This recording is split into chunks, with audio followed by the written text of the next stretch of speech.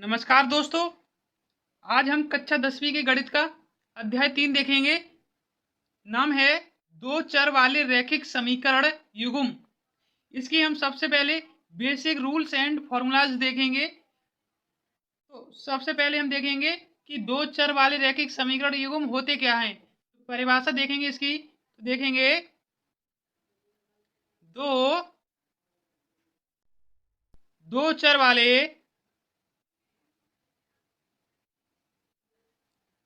दो रैखिक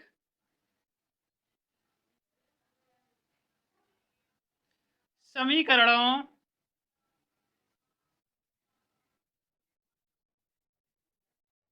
को एक साथ लेने पर उसे दो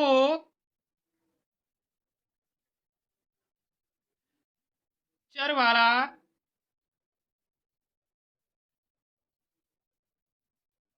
रैखिक समीकरण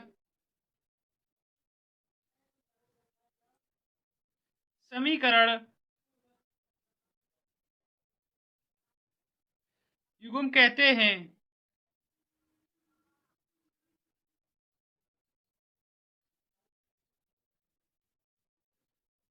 परिभाषा हो जाएगी इसकी।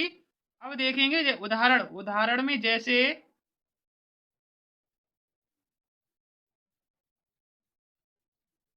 x प्लस वाई बराबर 3, कॉमा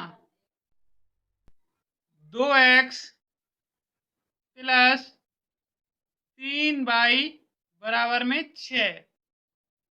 ओके, ये नंबर 1 उदाहरण हो जाएगा। नंबर 2 में हो जाएगा एक 2 अंडर रूट में x प्लस अंडर रूट में y बराबर के 9, कॉमा 4x प्लस के 5y बराबर के 19। देखिए रैखिक समीकरण युग्म है दोनों, दो समीकरण होते हैं दोनों में। अब देखेंगे यहाँ पर रैखिक समीकरण युग्म का हल। तो हम हेडिंग डाल लेंगे रैखिक समीकरण युग्म का हल। इसमें हम देखेंगे परिभाषा इसकी। तो लिखेंगे यदि एक क्रमिक x, y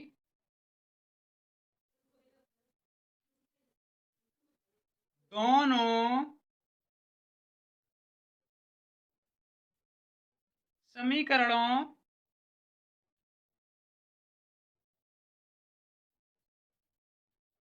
को संतुष्ट करता है,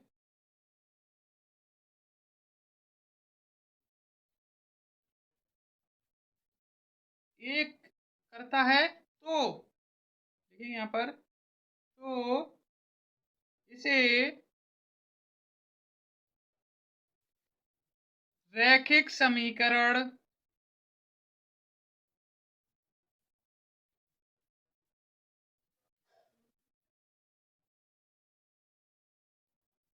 युग्म का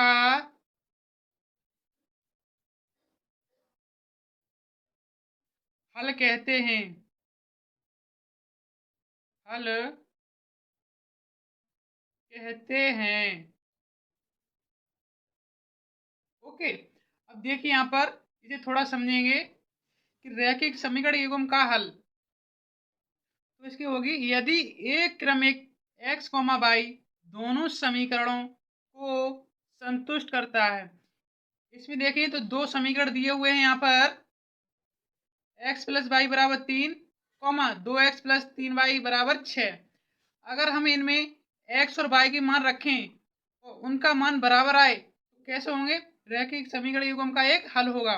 ऐसे हम x बराबर 1 रखें। देखिए यहाँ पर हम चेक करते हैं x, y बराबर के 3। अब यहाँ पर हम x बराबर 1 और y बराबर 2 रखें अब देखेंगे अद्वितीय हल क्या होता है। तो हेडिंग डालेंगे अद्वितीय हल। अद्वितीय हल, इसमें देखेंगे अद्वितीय हल में रेखाएं एक बिंदु पर प्रतिच्छेद कर सकती हैं। इस स्थिति में समीकरण युग्म का अद्वितीय हल होता है। तो इसका सूत्र होगा, देखिए, a1/a2 is not is equal to v1/v2। इसका मतलब है कि इसका कोई हल नहीं होगा, केवल दो हल होंगे, अद्वितीय हल होगा। अब अगली हेडिंग है अपरिमित रूप से अनेक हल। तो लिख लेंगे अनेक हल में देखेंगे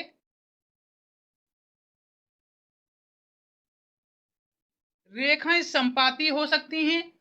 इस स्थिति में समीकरण को अपरिमित रूप से अनेक हल होते हैं। जो समीकरण होते हैं उनके कैसे हल होते हैं, अनेकों हल होते हैं। इसके लिए हम उदाहरण में देखेंगे। उदाहरण में इसका क्या एक सूत्र बनेगा, a1/a2 बराबर में b1/b2 और बराबर में c1/c2। ये सूत्र होगा अनेक हल के लिए। इसमें हम a1/a2 का गुणा b1/b2 से कर सकते हैं और a1/a2 का गुणा हम c1/c2 से कर सकते हैं, जिससे कि ये तीनों बराबर हैं। अगली हेडिंग होगी यहाँ पर रेखाएं असंगत समीकरण युग्म, जिनके समीकरण युग्म असंगत हैं। तो इसके लिए क्या होगा, इसके लिए समीकरण होगा, जो हल होगा, फॉर्मूला में होगा ये कि a1/a2 बराबर में b1/b2 is not is equal to c1/c2। इसका हमें करेंगे तो a1/a2 का गुणा हम b1/b2 से कर सकते हैं और a1/a2 का ही गुणा हम c1/c2 से कर सकते हैं, बल्कि b1/b2 का गुणा हम c1/c2 से नहीं कर सकते। तो इसकी डेफिनेशन हो जाएगी, रेखाएं समांतर हो सकती हैं। इस स्थिति में समीकरणों का कोई हल नहीं होता। यह असंगत समीकरण युग्म कहलाता है। कैसा कहलाता है, असंगत, जिसका कोई हल नहीं। अब हम आगे देखेंगे विलोपन विधि कि विलोपन विधि क्या होती है।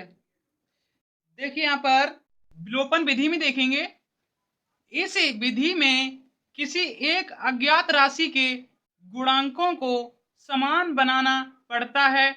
अतः इसके गुणांकों को समान बनाकर समीकरणों को हल करने की विधि भी कहते हैं। इसको क्या कहते हैं, इसके गुणांकों को समान बनाकर समीकरणों को हल करने की विधि भी कहते हैं। इसमें तीन विधियां होती हैं, विलोपन विधि, प्रतिस्थापन विधि और वर्जगुणन विधि। तो आगे हम देखेंगे वर्जगुणन विधि। वर्जगुणन विधि में देखेंगे, इस विधि को लगाने के लिए यह आवश्यक है कि समीकरणों का दायां पक्ष शून्य हो। इसलिए यदि दिए हुए समीकरणों में कोई पद दाहिनी ओर हो तो उसके बाईं ओर पक्षांतर करने के लिए निम्न सूत्र का प्रयोग करना चाहिए। ये डेफिनेशन हो जाएगी। अब हम इस सूत्र का प्रयोग कर रहे हैं उदाहरण के तौर पर। तो हम लिख लेंगे सबसे पहले a1x प्लस के b1y प्लस के c1 बराबर के 0।